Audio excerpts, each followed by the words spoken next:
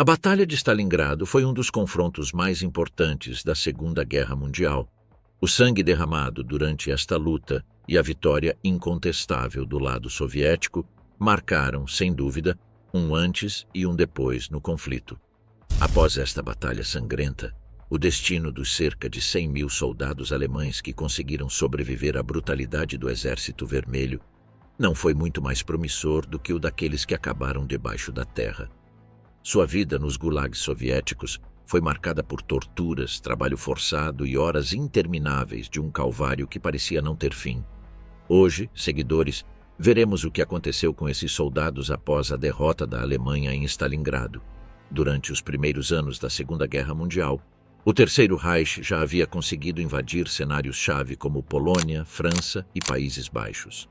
Somando as baixas dessas 3 batalhas, as fileiras alemãs tiveram menos de 100.000 baixas e conseguiram dobrar as perdas dos lados adversários. Estes números eram extremamente encorajadores e incentivavam Adolf Hitler a intensificar seus esforços e considerar atacar um fronte que há muito tempo já tinha em mente. A União Soviética parecia um alvo bastante desafiador por várias razões. Em primeiro lugar, sua extensão territorial era superior a 22 milhões de quilômetros quadrados.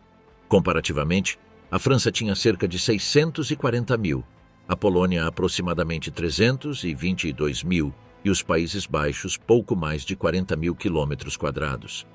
Apesar dos bons resultados obtidos nesses países europeus, conquistar cada centímetro do solo soviético parecia pouco realista. Além disso, estava o poderio do Exército Vermelho. Durante a Grande Guerra Patriótica, como eles a chamavam, 5 milhões de soldados lutaram e dispuseram de armamentos que superavam em muitos de vários exércitos europeus combinados. Por último, mas não menos importante, havia o Pacto Molotov-Ribbentrop. Tratou-se de um tratado de não agressão assinado entre Alemanha e União Soviética na noite de 23 a 24 de agosto de 1939, onde concordaram em não se atacarem mutuamente. No entanto, as ambições de Adolf Hitler eram superiores a qualquer razão que pudesse impedi-lo. Após sua participação na Primeira Guerra Mundial, o líder alemão nutria um profundo desprezo pelo Estado soviético e pelo bolchevismo. Ao conquistar esse território, ele poderia evitar um bloqueio por parte da Grã-Bretanha e também impedir uma fome semelhante à que ocorreu após o último grande conflito bélico. A intenção de Hitler era entrar no território soviético vários meses antes, mas a invasão decisiva da Grécia retardou seus planos. Este atraso significativo resultou em muitas críticas. De fato, Hitler impulsionou a formação de 300 mil soldados para se juntarem às fileiras do 6º Exército Alemão e combater na União Soviética, como parte da famosa Operação Barbarossa. Após meses de treinamento, ele conseguiu formar a unidade mais poderosa de todo o exército alemão. Segundo as crenças arrogantes de Hitler, o 6º Exército era capaz de assaltar os céus.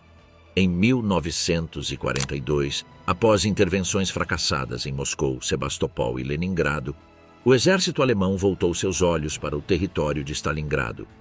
Apesar das contínuas derrotas alemãs, o Führer e seus confidentes acreditavam que, após o desdobramento inesperado, as fileiras soviéticas enfrentariam escassez de suprimentos militares e moral, devido às inúmeras perdas sofridas nos primeiros anos de confronto.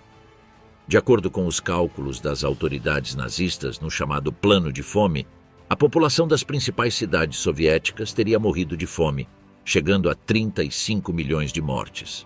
No entanto, Hitler não poderia estar mais errado. Uma batalha sangrenta e mortal estava prestes a começar, com cerca de 275 mil soldados alemães e pouco menos de 190 mil soldados soviéticos. No início do conflito, o Terceiro Reich havia mobilizado 3.000 peças de artilharia, 500 tanques e mais de 1.000 aviões. Em contraste, a União Soviética em Stalingrado tinha apenas 2.200 peças de artilharia, 400 tanques e 300 aviões. Estes números mudariam à medida que o confronto avançasse. O meticuloso plano começou no início de abril com a chamada Operação Azul, que visava ingressar no sul da Rússia para conquistar as bacias dos rios Don e Volga. Dessa forma, o exército alemão poderia destruir as indústrias mais influentes de Stalingrado, como seu centro de produção mecânica e seu sistema ferroviário de comunicação. Com essas tarefas concluídas, Hitler poderia ordenar que suas tropas avançassem em direção a oeste campos petrolíferos do Cáucaso. Isso era de vital importância, pois permitiria ao Terceiro Reich assegurar recursos energéticos suficientes para os anos seguintes do conflito bélico. Em 1º de junho de 1942, após alguns atrasos, os detalhes finais foram ajustados para a grande ofensiva e, em 28 de junho, começou a Operação Azul. O início foi promissor para a Alemanha. O Grupo de Exército Sul avançou com eficácia enquanto as fileiras do Exército Vermelho recuavam para leste. Uma semana depois, unidades do Grupo de Exércitos B da Alemanha avançaram em direção ao rio Don por ambos os lados da cidade de Voronezh, onde travaram combates brutais com seus inimigos até conquistá-la. Após a planejada vitória, as forças alemãs continuaram em direção ao seu objetivo, avançando em direção a oeste rios Don, Donetsk e depois o Volga. Em 13 de julho, devido a algumas decisões falhas por parte do Führer, o Exército Vermelho conseguiu se recuperar e impedir que a Alemanha continuasse avançando pelo território soviético. As semanas se passavam uma após a outra e a Operação Azul começava a desbotar para as tropas alemãs. A captura do Cáucaso se tornou um verdadeiro fracasso. Adolf Hitler não teve outra opção senão repensar suas estratégias e modificar seus objetivos. Após os erros das fileiras alemãs e os sucessos valorosos dos soldados soviéticos, ele decidiu concentrar suas forças em Stalingrado. O plano era cercar a cidade pelo norte e pelo sul, e então iniciar os temidos ataques blindados. Em 19 de agosto, o general Friedrich Paulus ordenou o primeiro ataque, e em 23 de agosto, centenas de aviões Heinkel 111 e Junkers 88 bombardearam a cidade de Stalingrado. Um dia depois, os panzers alemães avançaram por terra e enfrentaram os poderosos tanques soviéticos. No entanto, a resposta do Exército Vermelho foi simplesmente surpreendente e causou perdas terríveis para o Terceiro Reich. Conforme descrito pelo coronel David Glantz, especialista neste conflito, a batalha pela cidade degenerou-se em uma disputa casa a casa e prédio a prédio, desesperadamente lenta, exaustiva e imensamente custosa, onde as forças alemãs conseguiram avançar apenas a partir do oeste e sul. A decisão de Stalin de defender a cidade privou os alemães de sua tradicional vantagem em mobilidade, manobra, apoio aéreo e de artilharia. Isso os obrigou a romper as defesas soviéticas para abrir caminho em uma batalha que lembrava mais o Somme ou Verdun de 1916 do que a Blitzkrieg dos 3 verões anteriores. Após meses de intensos confrontos e 3 ofensivas toleradas pelos alemães, chegou a feroz contra-ofensiva soviética, que fez Adolf Hitler se arrepender de ter provocado Joseph Stalin e seu poderoso Exército Vermelho. Apesar das perdas, o ditador soviético conseguiu ganhar tempo e elaborar um plano perfeito para deter as tropas alemãs, marcando um ponto de virada crucial na Segunda Guerra Mundial. Essa estratégia foi conhecida como Plano Cósmico e consistiu em 5 operações: Urano e Marte nos setores sudoeste e central do fronte, seguidas por Saturno e Júpiter, culminando com a Operação Chispa no norte. Para essa contra-ofensiva, Stalin mobilizou 2.500.000 soldados, mais de 13.000 peças de artilharia, 4.000 tanques e mais de 1.000 aviões. A Alemanha, abalada pelos seus erros, contava apenas com 1.400.000 soldados, um pouco mais de 10.200 peças de artilharia, 500 tanques e 700 aviões. No entanto, entre todas as operações concebidas pelo Exército Vermelho, Urano foi a que se destacou e se tornou a mais influente do plano cósmico. Sob o comando do Marechal Georgy Zhukov, no braço norte, e do coronel-general Alexander Vasilevsky, no braço sul, as fileiras soviéticas buscavam empurrar o inimigo na região do Don para o oeste, reconquistar as áreas perdidas de Stalingrado e destruir completamente o 6º Exército Alemão. O lado alemão não contava com a habilidade do adversário, que havia adotado uma doutrina conhecida como Makirovska, cujo significado em espanhol é disfarce. Tratava-se de um engano militar baseado em camuflagem, manipulação de fatos, negação engano e persuasão para afetar tanto os meios quanto a opinião mundial. Essa estratégia incluía medidas como imitação, desinformação, iscas, manequins e manobras para confundir o inimigo. Segundo a Enciclopédia Militar Soviética de 1944, era um conjunto de medidas para garantir operações de combate e atividades diárias das forças, uma complexidade de medidas destinadas a enganar o inimigo quanto à presença e disposição das forças. Em 19 de novembro de 1942, a União Soviética iniciou uma brutal contraofensiva com uma sucessão de bombardeios em massa, utilizando mais de 3.500 peças de artilharia. Após várias semanas de ataques intensos, as fileiras do Terceiro Reich ficaram encurraladas na fortaleza de Stalingrado, sem possibilidade de obter suprimentos ou reforços. Os alemães sofriam com altas temperaturas e fome devido à falta de alimentos. Eles não tinham outra opção senão abater seus cavalos de carga para obter carne comestível, utilizando serras especiais para metal devido às baixas temperaturas. Hermann Göring, comandante da Luftwaffe, sugeriu a Hitler que o exército cercado fosse assistido por aeronaves de carga Junkers, responsáveis por lançar suprimentos por paraquedas. O general aéreo von Richthofen advertiu que tal tentativa seria em vão. Com a falta de apoio aéreo, as tempestades de neve, o fogo antiaéreo e os aviões inimigos, apenas uma pequena fração do exército cercado poderia ser abastecida pelo ar. Apesar dos esforços do Terceiro Reich para manter seus soldados vivos, milhares deles morreram de fome. Os hospitais de campanha estavam completamente sobrecarregados. Enfermeiras e médicos não davam conta do recado. Um médico soviético que entrou em um hospital alemão após a Batalha de Stalingrado confessou ter visto vários pacientes com crateras em seus rostos. Soldados com feridas no peito, abdômen e cabeça eram deixados do lado de fora dos hospitais, sob o frio intenso soviético, pois era impossível salvá-los. Muitos tentavam se juntar a OS caminhões que se dirigiam a OS aeródromos em busca de tratamento, mas eram rejeitados sem piedade pela polícia militar. Infelizmente, esses soldados morriam congelados, já que o exército alemão não tinha uniformes adequados para o inverno. Além das lesões causadas pelos combates, o tifo causou estragos inimagináveis nos soldados alemães.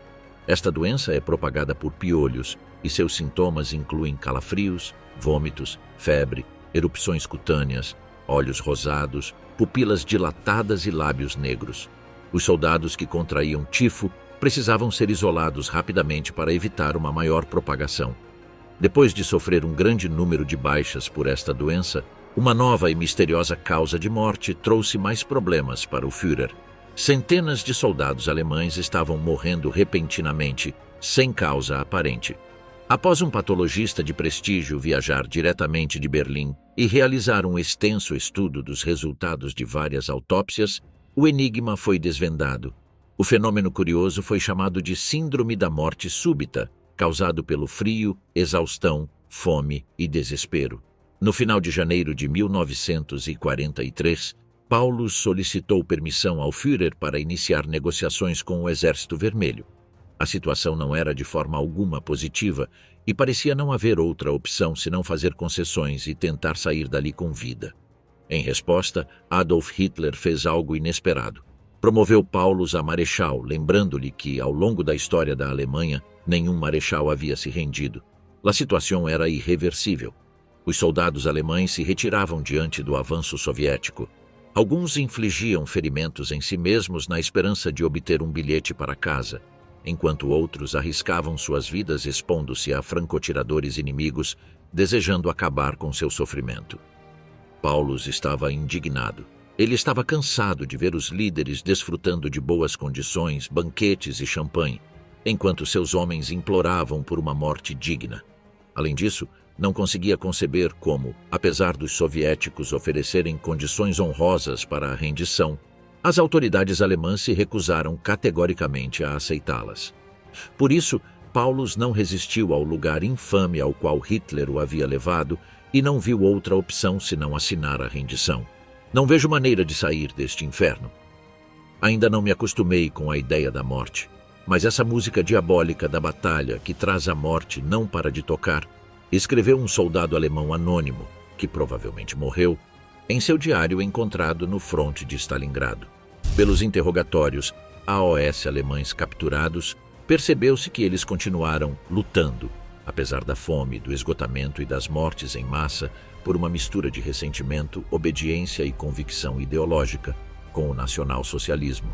Vários prisioneiros demonstraram sentimentos pró-nazistas, como preocupação com a pureza do sangue, e insistiram em culpar os judeus pela guerra, alguns sem imaginar que seu interrogador era judeu. Um fator peculiarmente motivador, acrescentou-se, era o medo de ser capturado. Como contou o oficial Ernst Eichhorn, a ideia generalizada era de que ser capturado pelos russos equivalia a um tratamento ruim, tortura e morte. Embora, segundo Eichhorn, até o último momento a maioria dos oficiais ainda esperava por ajuda do exterior sobre os motivos da rendição, o tenente Hermann Strothmann menciona a falta de víveres, homens e projéteis de artilharia, e o fato de que era fisicamente impossível continuar lutando. Estávamos morrendo de fome e a maioria de nós tinha sofrido danos por congelamento. O que um homem pode suportar tem um limite, e nós chegamos a esse limite em 2 de fevereiro. Nós nos rendemos. O sargento Helmut Pist observou que aqueles últimos dias foram horríveis. Milhares de cadáveres, e os soldados feridos morrendo nas ruas, e para piorar, estávamos recebendo um intenso fogo de sua artilharia e seus aviões. O soldado anônimo, em seu diário angustiante, registrou o terrível frio, as rações miseráveis de comida e o combate constante. Todos estão com os nervos destroçados. Perdi a fé na humanidade. Uma carta emocionante ao pai foi escrita por este tenente anônimo, encontrada no livro das Dritte Reich. Caro pai, a divisão foi dizimada antes da grande batalha, mas a grande batalha não ocorrerá. Você deve estar se perguntando por que estou enviando esta carta para o seu escritório, mas o que tenho a dizer só pode ser compartilhado entre homens. Você vai transmitir à mãe à sua maneira. Nos disseram que hoje poderíamos escrever. Para quem conhece nossa situação, isso significa que será a última vez que faremos isso. Você é um coronel, querido pai, e membro do Estado-Maior. Então, você sabe o que isso significa, e não há necessidade para sentimentalismos da minha parte. Este é o fim. Talvez eu viva mais uma semana, mas acredito que depois disso tudo acabará. Não quero buscar razões a favor ou contra a nossa situação, pois no fim das contas, são inúteis e sem importância. Mas se devo dizer algo, direi isto. Não busquem em nós uma explicação para a situação. Busquem dentro de vocês mesmos e no homem que é responsável por tudo isso. Não desista, pai, nem todos aqueles que pensam como você. Permaneçam alertas para que este grande desastre não cubra nossa pátria. O inferno no rio Volga deve ser um aviso para vocês, e rogo para que não o ignorem. E agora, sobre o presente. Da divisão inteira, restaram apenas 69 homens úteis. Blair e Hartlib ainda estão vivos, mas o pequeno Degen perdeu os 2 braços. Provavelmente ele retornará em breve para a Alemanha. Então pergunte-lhe sobre qualquer detalhe que queira saber. Nome omitido, perdeu toda a esperança. Às vezes gostaria de saber o que ele pensa sobre a situação e suas consequências. Ainda temos 2 metralhadoras e 400 cartuchos úteis, além de um morteiro e 10 ogivas. Além disso, apenas fome e cansaço. Sem esperar por ordens, Berg avançou com mais 20 homens. É melhor saber como o fim chegará em 3 dias, em vez de esperar 3 semanas. Não posso culpá-lo. Por fim, sobre assuntos pessoais. Pode ter certeza de que tudo terminará para mim de maneira respeitável. Embora seja um pouco cedo, aos 30 anos, eu sei. Sem sentimentos. Envio um aperto de mão para Lídia e Helene. Um beijo para a mamãe. Cuide bem dela, pai. Pense nos problemas do coração dela. Um beijo para Gerda e cumprimentos a todos os outros. A batalha terminou para o Terceiro Reich com aproximadamente 1 milhão de baixas, 900 aviões destruídos e 500 tanques na mesma condição. A derrota em Stalingrado, somada a AOS e outros fracassos em tentar conquistar territórios soviéticos, marcou o início de um destino evasivo para a Alemanha na Segunda Guerra Mundial. Enquanto isso, o calvário não havia terminado para os quase 100 mil sobreviventes do exército alemão. Após a confirmação da rendição, eles enfrentaram um longo caminho que, lamentavelmente, não os levava de volta para suas casas e os afastava cada vez mais de suas famílias.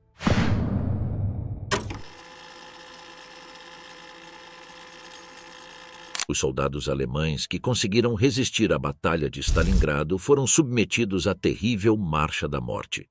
Isso consistia em uma caminhada desgarradora por trilhas cobertas de neve, expostos a temperaturas superiores a 30 graus abaixo de zero. Além disso, eram brutalmente humilhados por seus colegas soviéticos, que os torturavam fisicamente e verbalmente. Sofreram fome e desidratação deliberada. Adoeceram de tifo, tuberculose, malária, hidropisia, icterícia, difteria, escorbuto, disenteria, entre outras doenças. Esta caminhada mortal, que também incluía trabalho forçado, durou várias semanas.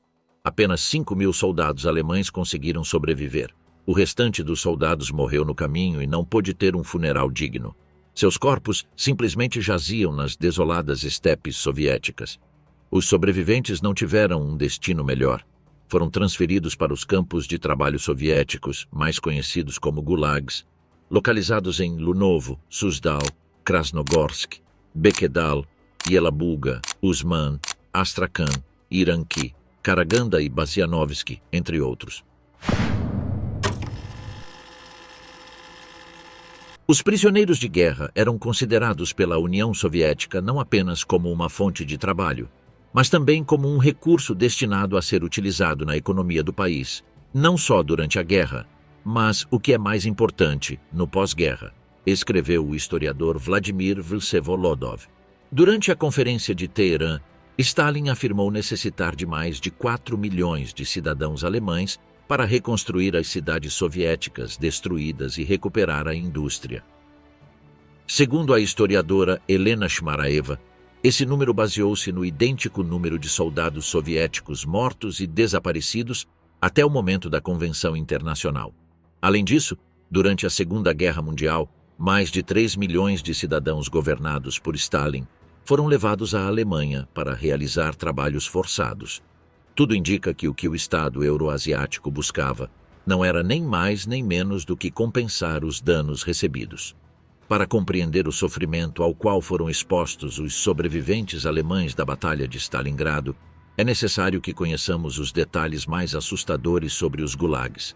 A sigla Gulag refere-se à Direção-Geral de Campos e Colônias de Trabalho Correcional.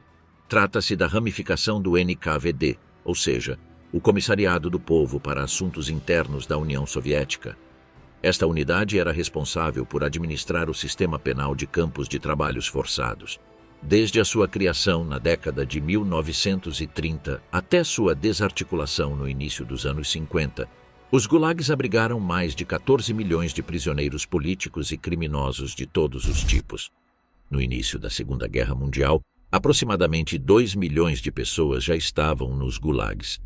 Esse número aumentou consideravelmente com a entrada da União Soviética no conflito bélico. Após a invasão da Polônia pela Alemanha em 1939, Stalin ordenou a invasão e anexação de partes orientais da Segunda República Polonesa. Um ano depois, países como Estônia, Letônia, Lituânia, Bessarabia e Bucovina foram ocupados. Centenas de milhares de cidadãos desses territórios foram presos e enviados aos gulags, mesmo sem terem cometido qualquer crime. Não havia distinção que evitasse uma condenação nesses campos, desde delitos menores, ofensas e piadas sobre o governo, até opiniões ou pensamentos divergentes da ideologia stalinista, e até crimes cruéis eram razões para serem enviados a esses estabelecimentos. Estima-se que existiram mais de 500 gulags em todo o território soviético e até no exterior. Segundo a escritora Anne Applebaum, os gulags não surgiram do nada. Refletiram o nível geral da sociedade que os cercava. Se os campos eram sujos, os guardas eram brutais, e as equipes de trabalho negligentes, era em parte porque a sujeira, a brutalidade e a indiferença abundavam em outras esferas da vida soviética. Após o início da Segunda Guerra Mundial, os administradores dos gulags criaram o termo katorga, que se referia a um tipo de sistema de trabalho extremamente abusivo, superior ao que os outros prisioneiros tinham que suportar. Os responsáveis por realizar essas tarefas eram nada menos que os soldados e colaboradores nazistas, pelos quais tinham um desprezo particular. Isso significa que os sobreviventes da Batalha de Stalingrado foram submetidos aos mais escravizantes castigos. Muitos deles não resistiram e morreram no ato. Um pequeno grupo de soldados que lutou na fortaleza russa foi enviado para campos de trabalho separados dos gulags, mais próximos da cidade. Por sua vez, outros efetivos foram enviados diretamente para Stalingrado para realizar as árduas tarefas de reconstrução, devido aos impactantes danos gerados durante os enfrentamentos da contenda. É necessário retomar as tarefas que os cativos realizavam nos gulags. Entre as atividades principais estavam os trabalhos relacionados ao ouro, madeira, níquel, estanho, cobalto, ferro e cromo. Também eram obrigados a fabricar armas, munições, uniformes, aviões, carros de combate, tanques e ferrovias. Os prisioneiros trabalhavam longas horas sem pausa e não tinham tempo para recreação. Só dispunham de entre 4 e 5 horas para dormir. Isso último acarretava sérias consequências para a produtividade, mas Stalin parecia não se importar. Era mais importante que sentissem o desprezo pela vida do que sua utilidade no serviço do trabalho. Além disso, a alimentação dos prisioneiros era escassa a nula, devido à falta de provisões que afligia quase toda a Europa. Em 1941, após o ataque alemão, as condições nos campos pioraram consideravelmente. As rações de comida foram reduzidas e os suprimentos médicos começaram a escassear. Segundo a escritora Galina Mijailovna Ivanova, na primavera de 1942, o campo deixou de funcionar. Era difícil encontrar pessoas que pudessem sequer recolher lenha ou enterrar os mortos. Andrei Vyshinsky, procurador-chefe soviético, escreveu em um memorando que, entre os presos há alguns tão harapentos e cheios de piolhos que representam um perigo sanitário para os demais. Esses prisioneiros se deterioraram até perder qualquer semelhança com seres humanos.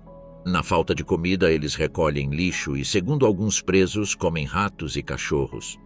Arseny Formakov, sobrevivente do Gulag de Kraslag, deu seu testemunho sobre o inferno vivido nesse campo. Às vezes você tem que se arrastar pelo caminho até o vagão com um pedaço de madeira nos ombros. Especificamente um que é pesado, está úmido e feito de lariço, como se fosse carvalho. Você está banhado em suor. Seu coração bate como se estivesse prestes a saltar do peito. Você respira tão forte que começa a ofegar como um cavalo superaquecido e começa a pensar: quebre minha perna.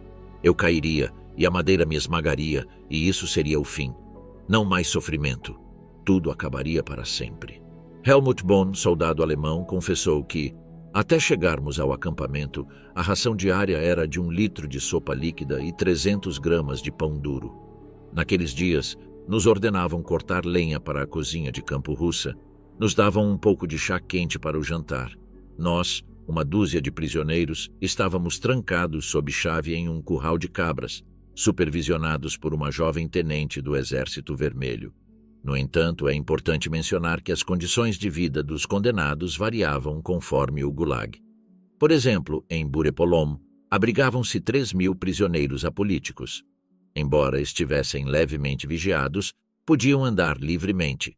Tinham barracões abertos, colchões e travesseiros. Até podiam assistir a filmes do Oeste. Alojavam-se prisioneiros políticos e criminosos de grande monta. Ali, as autoridades soviéticas instalaram torres de vigia com metralhadoras e dispuseram de barracões fechados.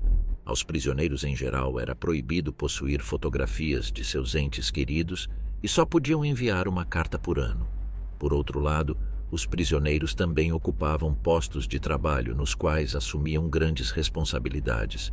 Alguns deles eram guardas do campo e tinham que zelar pela segurança de seus companheiros. Em casos excepcionais, os presos podiam ser libertados antecipadamente se demonstrassem bom desempenho. Ocasionalmente, tinham acesso a cursos de agricultura e participavam de representações teatrais realizadas pelo grupo de teatro profissional dos gulags. Estima-se que entre os anos de 1934 e 1953, mais de 1 milhão de pessoas morreram nos gulags. Isso significa que muitos dos sobreviventes da Batalha de Stalingrado faleceram antes de poderem alcançar a liberdade ou o fim da Segunda Guerra Mundial. Em 1941, a taxa de mortalidade era de 6%. Em 1943, ano em que os soldados alemães foram internados, a taxa chegou a 23%.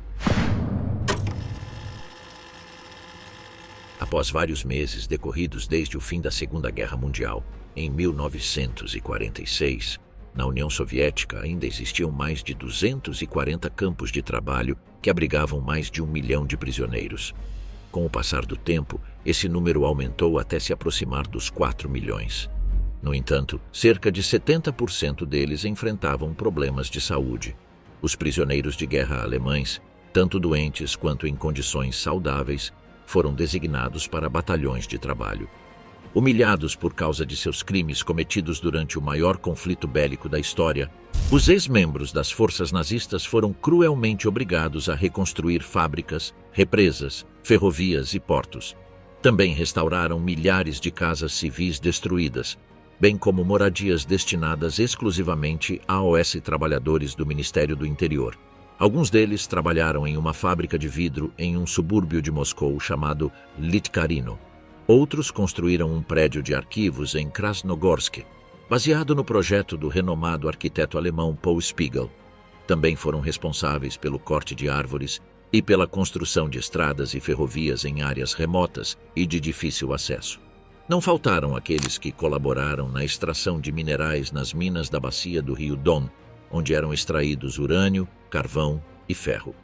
Além disso, centenas de prisioneiros participaram da construção do estádio do clube de futebol Dínamo de Moscou. Além de utilizar os serviços dos soldados que participaram da Batalha de Stalingrado para todas essas tarefas, os soviéticos recrutaram diversos especialistas alemães de alto nível para a reestruturação de várias indústrias. Mais de 250 engenheiros civis, 220 engenheiros elétricos e mais de 110 doutores em ciências físicas, técnicas e matemáticas trabalharam na reorganização do Estado liderado por Joseph Stalin. É verdade que aqueles com certificados de doutorado ou formação universitária desfrutavam de melhores condições do que aqueles que haviam causado milhares de mortes na fortaleza soviética. Não apenas viviam nas cidades próximos às instituições onde trabalhavam, mas também recebiam salários em marcos alemães, algo que um oficial nazista médio invejava muito. De qualquer forma, é necessário esclarecer que tanto os trabalhadores quanto os soldados que trabalhavam em obras de construção recebiam um salário mínimo por seus serviços. Os soldados rasos recebiam 7 rublos por mês, enquanto os antigos oficiais superiores recebiam entre 10 e 30 rublos a cada 30 dias. No entanto, qualquer uma dessas quantias era ínfima. Um jarro de leite custava 2 rublos e um par de sapatos chegava a custar 150 rublos. Por outro lado, os prisioneiros que não possuíam habilidades especiais precisavam se virar para poder sobreviver. As experiências vividas nos campos de trabalho no pós-guerra não eram muito diferentes das que eles tinham que suportar enquanto o Terceiro Reich lutava para dominar o mundo. Segundo o prisioneiro Reinhold Brau, no início tínhamos que carregar 2 vagões de trem com madeira durante um turno de trabalho. Depois, a norma aumentou para 3 vagões. Éramos obrigados a trabalhar 16 horas por dia, incluindo domingos e feriados. Voltávamos para o campo às 9 ou 10 da noite, mas muitas vezes voltávamos à meia-noite. Recebíamos uma sopa aguada e íamos dormir para no dia seguinte, às 5 da manhã, voltarmos a trabalhar. Segundo o oficial Heinrich Eichenberg, que também teve que suportar as dificuldades do pós-guerra nas terras soviéticas, o problema do estômago estava acima de tudo. A alma e o corpo eram vendidos por um prato de sopa ou um pedaço de pão. A fome arruinava as pessoas, as corrompia e as transformava em animais. O roubo de alimentos de seus próprios companheiros tornou-se comum. Durante 1946, a taxa de mortes aumentou em relação ao ano anterior, aproximando-se de 300 mil pessoas. Apesar de muitos alemães ainda permanecerem prisioneiros, alguns desfrutaram da tão esperada liberdade. Em junho de 1945, os soviéticos libertaram cerca de 200 mil prisioneiros doentes e enfraquecidos. 2 meses depois, Esse número aumentou para 600 mil. Aqueles que tiveram a sorte de retornar à terra alemã não podiam manter o dinheiro ganho com seu trabalho. Por isso, tentavam comprar provisões antes que lhes fossem confiscadas. Segundo o testemunho de Wilhelm Lotze, que foi repatriado em 1949, antes de voltar para casa, ele conseguiu 6 quilos de biscoitos, mais de 2.300 cigarros e 600 gramas de tabaco. Apesar de terem sido libertados, as condições de transporte não diferiam muito das dos campos de trabalho. Os passageiros não recebiam água nem alimentos durante os longos dias em que os trens atravessavam as terras soviéticas.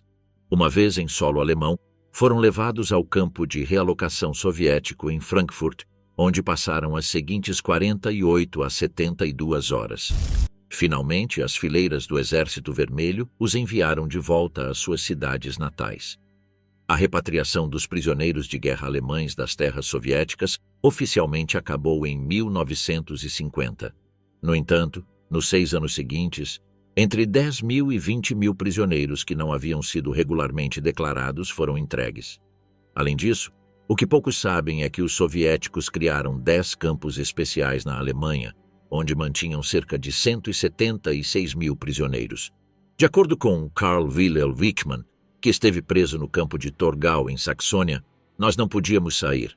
Estávamos 3 em 3 nas celas. Mal nos davam de comer e havia que matar o tempo.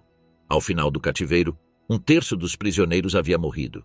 Aqueles que puderam sair saudáveis e salvos tinham proibido mencionar as condições em que viviam nos campos, pois eram acusados de incitação e calúnias. Após a queda da República Democrática Alemã, pesquisadores descobriram fossas comuns onde encontraram mais de 7 mil cadáveres. Quanto a OS condenados que trabalharam nos gulags de Stalin, segundo as estatísticas oficiais soviéticas publicadas em 1956, mais de 2 milhões de prisioneiros alemães foram repatriados para a Alemanha. No entanto, há quem afirme que essas cifras foram manipuladas e que, na verdade, foram aproximadamente 600 mil.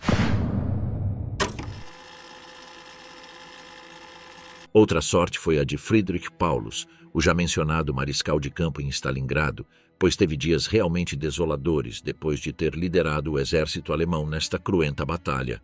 Em 1943, depois de receber o ultimato de Hitler pressionando-o para que não apresentasse a rendição, Paulus confessou a OS seus subordinados. Ele quer que eu me suicide, mas não darei essa alegria a ele. Em seguida, ordenou a um de seus homens que o colocasse em contato com os soviéticos para negociar a rendição. Nesse mesmo dia, foi capturado junto com todo o seu pessoal. Após consumada a derrota, Hitler organizou um funeral na Alemanha. Sobre a tampa de um caixão vazio, mandou colocar o bastão de Paulus. Foi assim que ele tentou dar como morto o marechal de campo, que ainda continuava vivo em território soviético. Informados sobre essa situação, líderes próximos a Stalin tentaram persuadir Paulus para que abandonasse suas convicções e cooperasse contra o Estado nazista. Durante o verão de 1944, após se recusar a trair a Alemanha, Paulus recebeu 2 notícias devastadoras. Por um lado, a notícia da morte de um de seus filhos gêmeos. Por outro lado, a execução de muitos ex-companheiros que conspiraram para derrubar Hitler. Após esses eventos, Paulus decidiu intervir e colaborar com a União Soviética para estabelecer uma nova direção estatal que encerrasse a guerra e restabelecesse relações pacíficas e amistosas com o inimigo atual. Dessa forma, ele se juntou ao Comitê Alemanha Livre, iniciado pelo Partido Comunista Alemão em território soviético. Em 1946, líderes soviéticos levaram Paulus em absoluto segredo para testemunhar nos julgamentos de Nuremberg. Sua presença causou grande surpresa na sala, já que Adolf Hitler próprio o havia dado como morto. Durante o interrogatório, Paulus declarou que no início de 1940, quando começou a trabalhar no Estado-Maior da Comandância Geral das Forças Terrestres como chefe de intendência, encontrou, entre outros arquivos, um plano de operações inacabado relativo a um ataque à União Soviética. Graças à sua presença e testemunho no julgamento, a União Soviética conseguiu demonstrar que o Terceiro Reich havia planejado o ataque com antecedência, deixando os criminosos nazistas sem chance de exoneração. Em 1953, após ser libertado junto com outros prisioneiros de guerra das mãos do governo de Stalin, Paulus viveu na cidade alemã de Dresden. Lá, ele atuou como chefe civil do Instituto de Pesquisa Histórica Militar da República Democrática Alemã. Durante esses anos, ele desenvolveu uma paralisia bulbar progressiva, uma forma de esclerose lateral amiotrófica. Friedrich Paulus faleceu em 1º de fevereiro de 1957. Walter von Seydlitz-Kurzbach teve uma história notável. Após ser promovido a tenente-general por seu papel na operação ofensiva de Diemansk, ele se juntou ao 6º Exército em Stalingrado sob o comando de Paulus. Pouco antes do fim da batalha, Seydlitz foi capturado como prisioneiro. Durante seu cativeiro, os oficiais soviéticos observaram que ele frequentemente se referia de maneira desdenhosa ao Terceiro Reich. Por esse motivo e por ordem de Stalin, tentaram convencê-lo a se juntar ao grupo de militares alemães que queriam derrubar o nazismo. Após aceitar, ele começou a persuadir outros soldados alemães a se unirem a ele. Ao saber dessa situação, Hitler ordenou que ele fosse condenado à morte à revelia, por traição. Como resultado, seus familiares foram perseguidos e retirados de cargos oficiais. Em 1943, Seydlitz foi nomeado presidente da Liga de Oficiais Alemães, composta por prisioneiros nas mãos da União Soviética. Esta organização era subordinada ao Comitê Nacional pela Alemanha Livre, o mesmo ao qual Paulus pertencia. A sede de vingança do ex-tenente-general era insaciável, tanto assim que ele propôs a criação de um exército alemão antinazista composto por prisioneiros alemães. Além disso, tentou planejar uma operação para reunir paraquedistas e lançá-los sobre a Alemanha, com o objetivo de iniciar uma guerrilha de partisãs comunistas. No entanto, as autoridades soviéticas rejeitaram categoricamente todas as suas propostas. Mais tarde, Stalin considerou que a Liga de Oficiais se tornara um ente demasiadamente inútil e por isso voltou a aprisionar tanto Seydlitz quanto seus companheiros. Após o término da guerra e diante de tal decepção, Seydlitz recusou-se a cooperar e, em 1949, foi condenado à prisão pelos crimes de guerra cometidos por suas tropas. 7 anos depois, Seydlitz foi libertado e enviado de volta a Bremen, sua cidade natal. Embora tenha tentado recuperar seu posto e ter sua pensão vitalícia reconhecida, isso não foi possível. Somente em 1956, o governo da Alemanha Ocidental anulou as condenações impostas pelo Terceiro Reich. Seydlitz faleceu em 28 de abril de 1976. Quase 20 anos após sua morte, em 1994, sua família conseguiu que os tribunais militares da Rússia anulassem as sentenças impostas pela antiga União Soviética. Na década de 1950, Stalingrado passou a se chamar Volgogrado, que em espanhol significa a cidade do Volga. Sob suas novas estruturas e edifícios, permanece o sangue derramado de uma guerra brutal que resultou em milhões de mortes e levou quase 100 mil soldados a AOS brutais gulags soviéticos. Após o fim da guerra, muitos deles morreram em condições terríveis, enquanto outros conseguiram sobreviver ao calvário e retornar à sua Alemanha natal. No entanto, nenhum deles escapou das condenações impostas pela justiça e do ressentimento de uma cidadania que, nos anos seguintes, buscava paz e prosperidade. Em suas casas, prisões e túmulos, os homens de Stalingrado guardam as histórias mais sombrias de uma batalha que marcou a história militar para sempre.